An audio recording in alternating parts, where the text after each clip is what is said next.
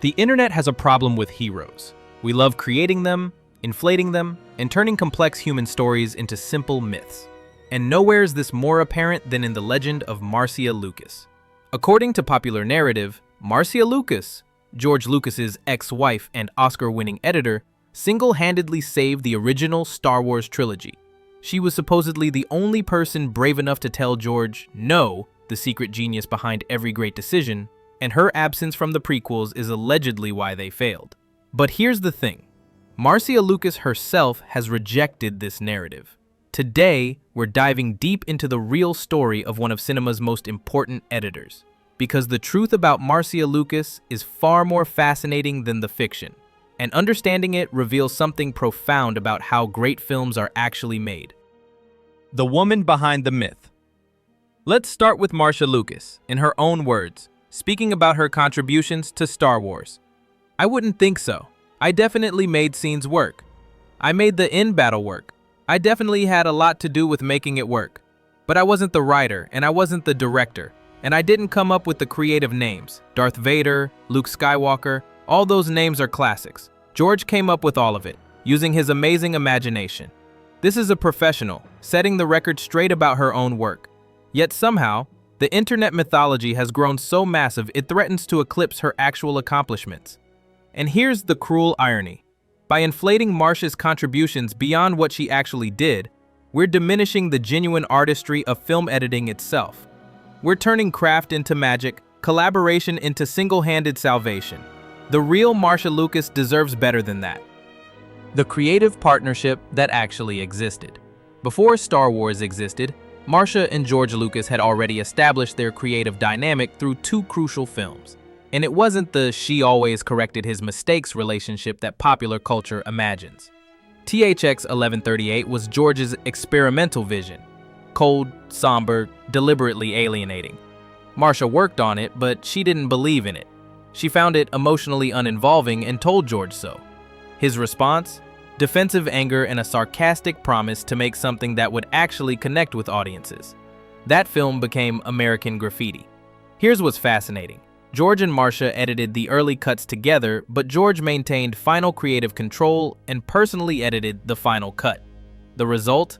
Massive critical and commercial success, plus George Lucas's first Academy Award nomination for Best Screenplay. His first of 2 screenplay nominations. The second came from Star Wars itself.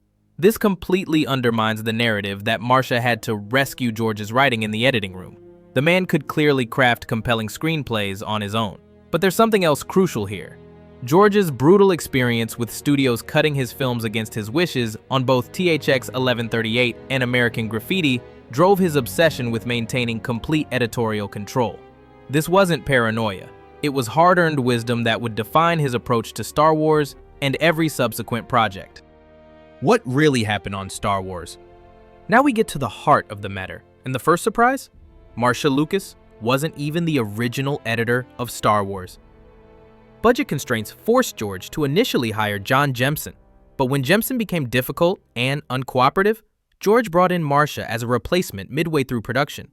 Her first major assignment became legendary, the Death Star battle sequence.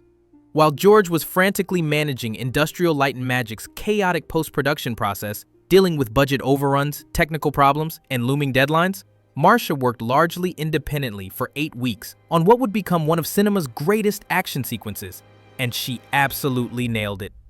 Marcia brilliantly spliced together World War II aerial combat footage with new principal photography and ILM's groundbreaking effects work.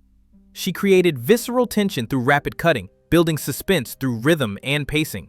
The sequence where the Death Star slowly rotates to target the Rebel base? That wasn't in the original script. It was an editorial decision made by Marcia and George that amplified the dramatic stakes. Film analysts have called the Death Star battle the gold standard for space combat editing, noting techniques that seemed unthinkable at the time for their kinetic energy and emotional impact. This was masterful editing work that deserved every bit of recognition it received. But here's what often gets left out. After completing this sequence in December 1976, Marcia left Star Wars to edit Martin Scorsese's New York, New York. She only returned shortly before the film's release to assist with final polish work. Star Wars was ultimately a collaborative edit, involving multiple talented professionals including Richard Chew and Paul Hirsch, each bringing their own expertise to different sequences. Deconstructing the "she could tell him no" myth. This is where the popular narrative completely falls apart. Let's examine the actual evidence for Marcia being the person who could always tell George no when he had bad ideas. Luke's original introduction at Tosche Station, the scenes that showed Luke with his friends before the main plot kicked in, Marcia fought to keep them in the movie. George insisted on cutting them, arguing that the story should be told from the droid's perspective, and Luke should only appear when he becomes an active participant in the plot. Who was right? Watch A New Hope. The pacing and focus of that opening act is absolutely perfect. George made the correct call.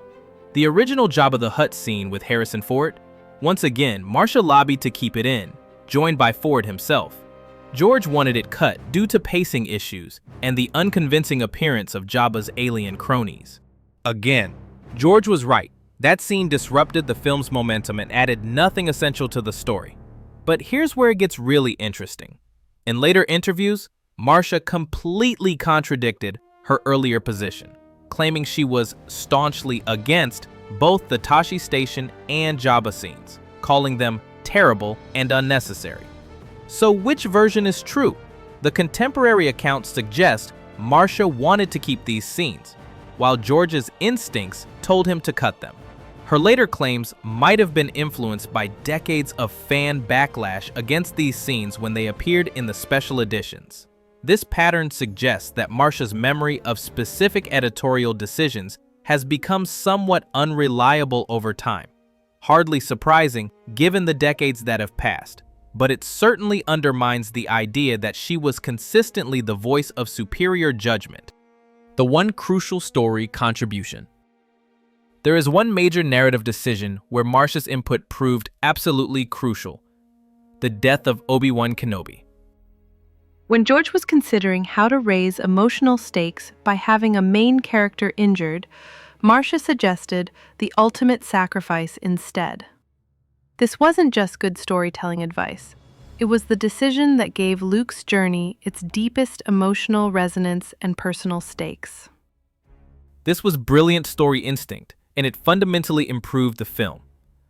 But let's also be realistic about this contribution. Obi-Wan was the logical choice for such a sacrifice. He'd essentially completed his role as mentor and guide. His death would provide maximum emotional impact while allowing the story to focus on Luke's growth and agency. This was smart editorial thinking, not mystical story-saving powers. It was the kind of insight that any talented story professional might offer in the right collaborative environment. The prequel absence theory debunked. Now we arrive at perhaps the most persistent myth, that the prequel trilogy failed specifically because Marcia wasn't there to edit them and keep George's supposed bad instincts in check. This theory ignores George Lucas's remarkably consistent filmmaking approach throughout his entire career. From the beginning, Lucas employed the same fundamental method: comprehensive master shots with multi-camera setups to capture complete scenes, providing maximum flexibility and options in the editing room. He used this approach on American Graffiti, he used it on the original Star Wars trilogy, and he continued using it on the prequels. His core philosophy never wavered: treat the screenplay as a rough sketch, filming as gathering raw materials, and editing as the stage where you create the final draft of the story. The digital technology developed at Lucasfilm for the prequels actually enhanced this collaborative approach. Lucas could now build and rebuild sequences in the editing room with unprecedented flexibility, allowing constant revision and refinement until the final possible moment. Look at the actual editing achievements in the prequel trilogy. The Phantom Menace's opening act covers enormous narrative ground at breakneck pace while still allowing for luxurious transitions between locations and moods. The pod race sequence represents a triumph of rhythmic editing, building tension through cross-cutting between multiple storylines and perspectives. Attack of the Clones' Coruscant chase pioneered the use of videomatics, rough 3D computer animations that allowed editors to visualize and refine complex sequences much earlier in the process. Revenge of the Sith's Anakin's Dark Deeds montage, consciously inspired by the Godfather's baptism sequence, represents absolutely sublime filmmaking that contrasts the Emperor's public declaration with Anakin's private brutality. These aren't the work of a filmmaker who'd lost his editorial instincts. They're the work of someone who developed and refined those instincts over decades. The idea that these films suffered from lack of editorial oversight also ignores the contributions of sound designer Ben Burtt, who was never shy about offering creative input, and the extensive collaborative process that involved multiple editors and visual effects artists working closely together throughout production. The human story behind the divorce. The truth about Marcia and George's divorce is more complex and tragic than the mythology suggests. Marcia initiated the divorce in 1983, primarily because George's increasing obsession with building the Star Wars empire was destroying their marriage. As she put it, George had become emotionally blocked and incapable of sharing feelings, preferring to remain on a workaholic track that left little room for genuine intimacy. There were also personal complications that most accounts gloss over, including Marcia seeking emotional and romantic connection elsewhere during the final period of their marriage. After the divorce, Marcia made a conscious choice to retire from film editing entirely and retreat from public life. This wasn't something imposed on her, it was her own decision to step away from the industry in the spotlight. The erasure that never happened. Perhaps the most persistent and demonstrably false claim is that George Lucas somehow erased Marcia from Star Wars history or prevented her contributions from being acknowledged. The evidence completely contradicts this narrative. Marcia's contributions are regularly discussed in publications, documentaries, books, and videos about Star Wars. Her Academy Award for editing had to be acknowledged by Lucasfilm in all official materials. J.W. Rinsler's comprehensive Making of Star Wars book series, officially sanctioned by Lucasfilm, actually goes out of its way to ensure Marcia receives appropriate credit for her work. Marcia Lucas has achieved more name recognition than virtually any professional film editor in history. How exactly does that constitute being erased? The reality is much simpler. George remained in the public eye, continuing to make films and build his company after the divorce. Marcia chose to disappear from public life entirely. It was Marcia who ended their personal and professional relationship. In doing so, she forewent any opportunity to work on future Star Wars films. That was her choice, and George was completely within his rights to respect that choice and move forward with other collaborators. What we lose when we mythologize. Here's why this entire discussion matters beyond just Star Wars trivia. When we transform Marcia Lucas into a mythical figure who single-handedly saved the saga, we actually damage our understanding of how great films are made.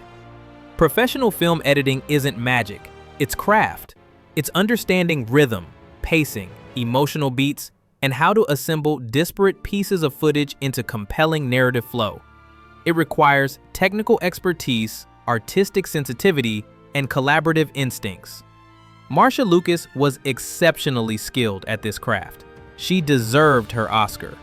Her work on the Death Star battle was genuinely transformative and influential, but she was part of a collaborative, creative process, not a lone savior working in isolation.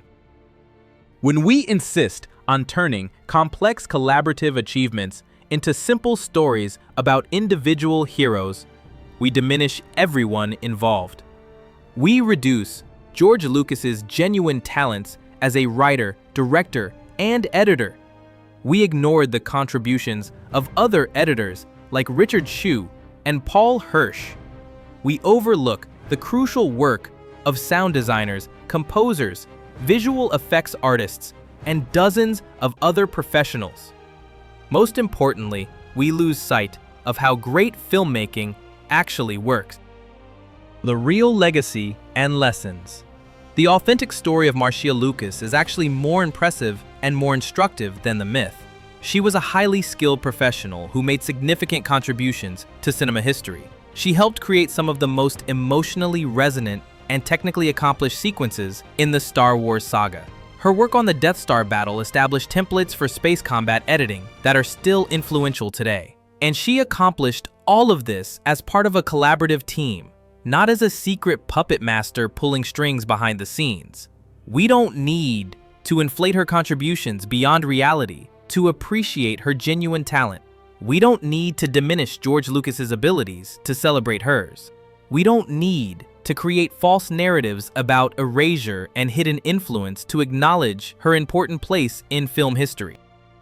The real story of great filmmaking is always about collaboration, not individual saviors. It's about talented people with different expertise working together, challenging each other, supporting each other, and ultimately creating something larger than any of them could achieve alone. Marcia Lucas was an exceptional editor who helped bring one of cinema's greatest adventures to life.